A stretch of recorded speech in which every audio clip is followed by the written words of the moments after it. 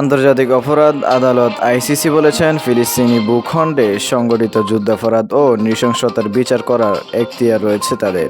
শুক্রবারে জারি করা রুলে আইসিসি জানিয়েছে, ইসরায়েলের দখলকৃত ফিলিস্তিনের পশ্চিম তীর, গাজা উপত্যকা ও পূর্ব জেরুজালেমকে এখন থেকে এ আদালতের এখতিয়ারের মধ্যে আনা হলো। এই ঘোষণার ফলে ফিলিস্তিনিরা আইসিসিতে পশ্চিম তীর, পূর্ব জেরুজালেম ও গাজায় সংগঠিত ইসরায়েলি নৃশংসতার বিচার চাইতে পারবে। তবে আইসিসির দেয়া এই রায়ে ফিলিস্তিনিরা খুশি হলেও ইসরায়েলি প্রধানমন্ত্রী বেনিয়ামিন নেতানিয়াহু ক্ষোভ প্রকাশ করে দাবি করেছেন, আদালতের এই সিদ্ধান্ত একটি গণতান্ত্রিক রাষ্ট্রের তার নাগরিকদের রক্ষা করার অধিকারের বাধাগ্রস্ত করবে।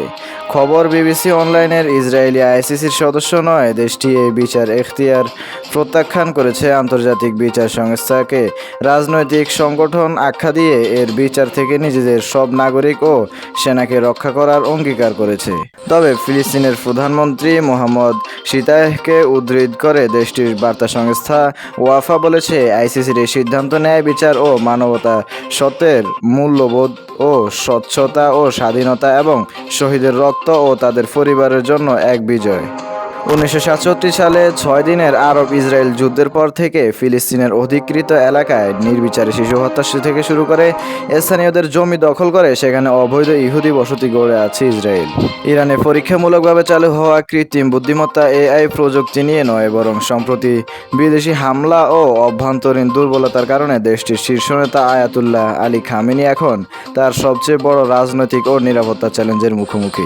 ইসরায়েল ও যুক্তরাষ্ট্রের যৌথ হামলায় ইরানের গুরুত্বপূর্ণ ও সামরিক পারমাণবিক স্থাপনাগুলো ক্ষতিগ্রস্ত হয়েছে। ইসলামিক বিপ্লব গার্ড বাহিনীর আইআরজিসি সিনিয়র কর্মকর্তারা নিহত হয়েছেন।